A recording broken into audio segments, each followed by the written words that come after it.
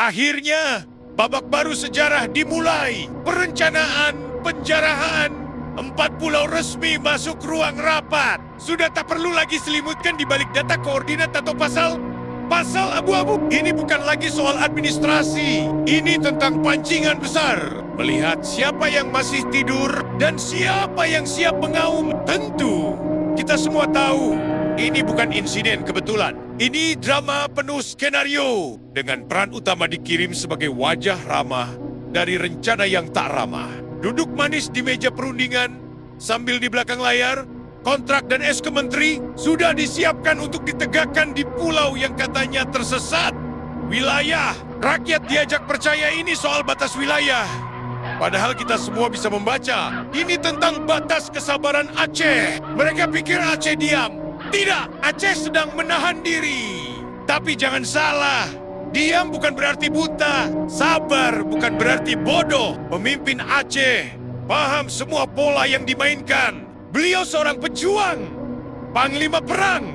Beliau tahu cara. Malah beliau dihadapkan dengan seorang bayi baru lahir yang belum putus tali pusarnya. Beliau tahu polanya yang dimainkan. Coba kaburkan sejarah, lalu giring opini pusat. Terus kirim tokoh muda bau kencur penuh senyum. Jika Aceh tidak ada reaksi, tetapkan jadi fakta baru. Lalu siapkan dan undang investor. Lucunya, mereka kira kita tak mengenali pola kolonial dengan nama lokal. Tapi Aceh mengenal sejarah. Dan sejarah tak pernah lupa siapa yang mencoba menggores tanah dengan pena. Dan berharap tak ada yang bertanya dari mana tinta itu berasal. Aceh bukan provinsi yang baru belajar mengeja nama daerah. Aceh tidak tumbuh dari keputusan menteri, tapi dari darah, perang, dan doa. Dulu Aceh melawan Belanda, Inggris, bahkan Jepang. Sekarang Aceh diuji oleh meja rapat dan tinta. Ingat, Aceh bukan sekadar wilayah. Aceh adalah watak. Aceh adalah legenda. Aceh bukan daerah biasa. Aceh adalah halaman sejarah yang belum ditutup. Sebagaimana semua legenda, hanya akan bangkit jika dipancing dengan cukup hinaan dan pengkhianatan. Dan sementara itu, sang presiden mulai merasa panas karena api sedang menjilat jubah kekuasaannya. Ia tahu, rakyat mulai melihat bahwa pola ini bukan sekadar manuver birokrasi, tapi strategi penggadaian tanah air.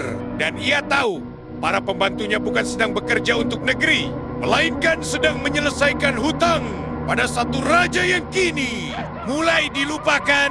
Raja, infrastruktur dan retorika yang dulunya diluelukin sebagai penyelamat, kini hanya tersisa dalam bentuk patung, jalan tol, dan utang luar negeri yang beranak pinak. Ya, semua ini masih tentang dia. Tentang janji-janji yang dulu dielus dengan jargon kerja. Kini berubah jadi kerja jilat, kerja jual, dan kerja pura-pura tidak tahu. Tapi rakyat tahu. Kita semua tahu bahwa kita tidak buta, kita tidak tuli, kita tidak lupa. Karena yang mereka sebut rapat strategis, bagi kami hanyalah satu hal. Perampokan dengan seragam lengkap dan bendera merah putih di meja sidang.